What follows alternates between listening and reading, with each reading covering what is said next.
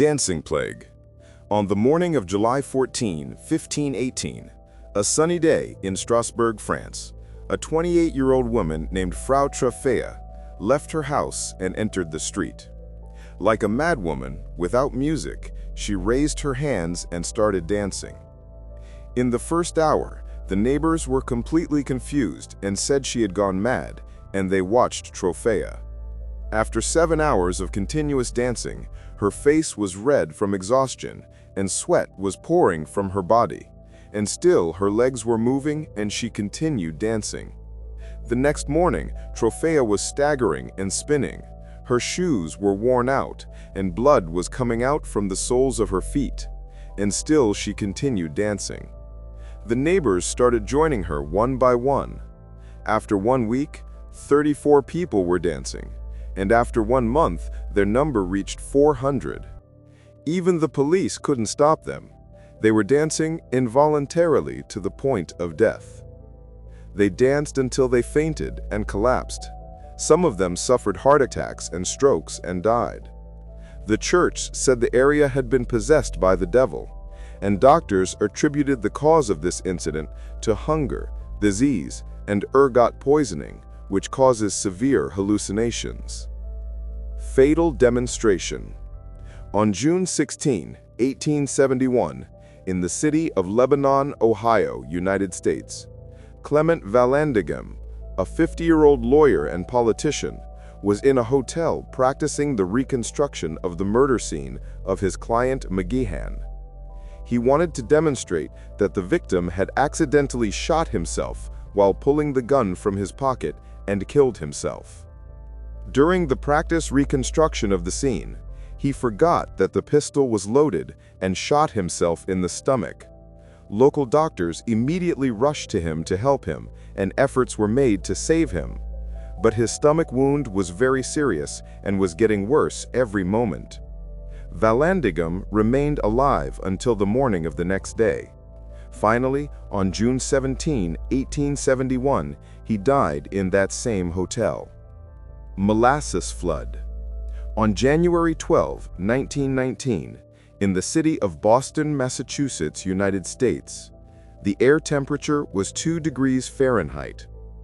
The U.S. Alcohol Company, for making alcoholic beverages, explosives, and industrial alcohol, had collected 8.7 million liters of molasses, a thick and sticky syrup made from sugarcane, in a tank 50 feet high and 90 feet in diameter.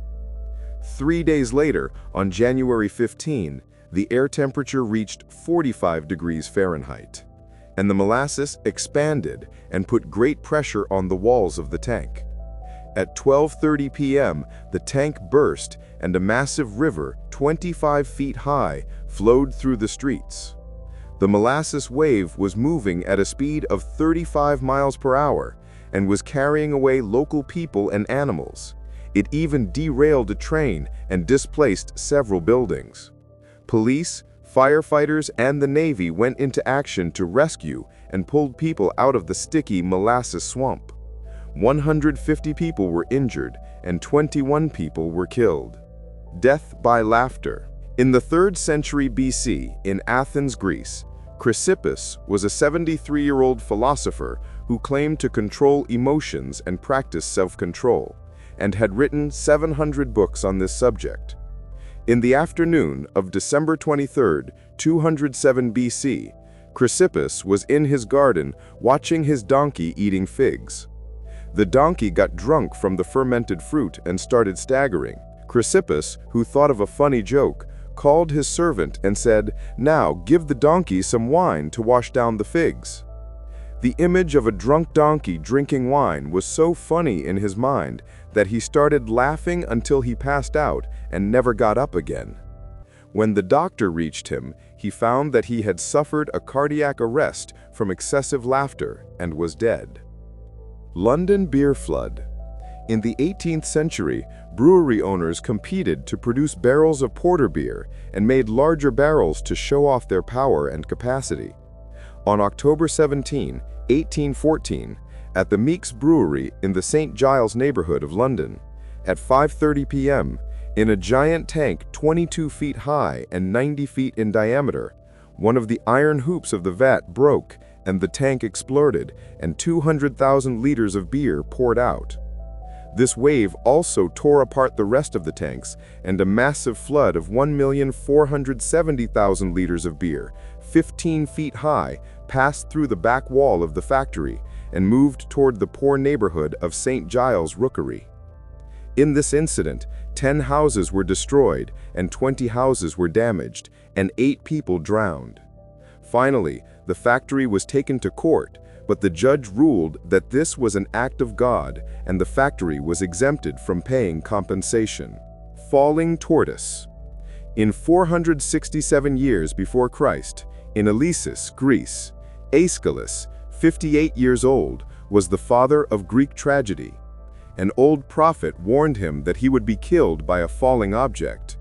Aeschylus, to escape his fate, spent the final years of his life in open spaces and away from buildings where something might fall on him.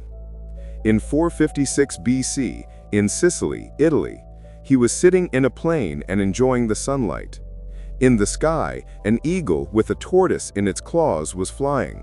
Eagles hunted by dropping tortoises on rocks and breaking their shells. The eagle mistakes Aeschylus's bald head for a rock and releases the tortoise, and the tortoise hits him directly on the head and kills him instantly.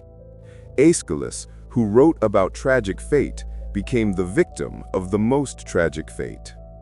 Unbreakable Window. In 1993, in Toronto, Canada, Gary Hoy was a 38-year-old Canadian lawyer who worked on the 24th floor of a law firm. A group of 3 students went to Gary Hoy's office to visit this law firm, and Gary Hoy, in order to demonstrate the safety of the building, took a running start and stepped back and threw himself at the window with speed. The glass didn't break, but the window frame came loose from its place, and Gary Hoy fell from the 24th floor of the building along with the window frame and was killed instantly. The Fatal Scarf. In 1927, in Nice, France, Isadora Duncan was a 50-year-old American dancer who was famous for her strange clothes and scarves. On December 14, she got into an open-top sports car and had tied a long silk scarf around her neck. As the car was moving, her scarf got caught in the rear wheel, and the scarf tied tightly around her neck and broke her neck and separated her head. The driver didn't notice and continued on his way. When he stopped, he saw that Duncan was dead. Parachute suit. In 1912, in Paris, France, Franz Reichel was a 33-year-old Austrian tailor who was interested in inventing a wearable parachute and believed that pilots needed clothing that could save their lives in an airplane crash. He tested his invention several times using dummies that he released from his apartment and was convinced that it would work. On February 4th, he convinced the authorities to test his invention on the first floor of the Eiffel Tower at a height of 187 feet, and reporters gathered to watch. He initially said that he wanted to do this using his dummies, but at the last moment, he himself became ready to test his device. He hesitates for 40 seconds and jumps. His parachute doesn't open, and he falls and is killed instantly. Segway Accident.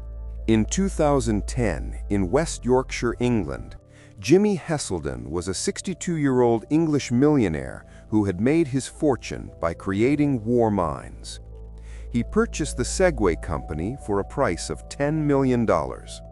On September 26th, while riding a Segway device on his way home, he suddenly lost control and fell from a cliff 30 feet high and fell into the river wharf. Police and the rescue team reached him, but he had died.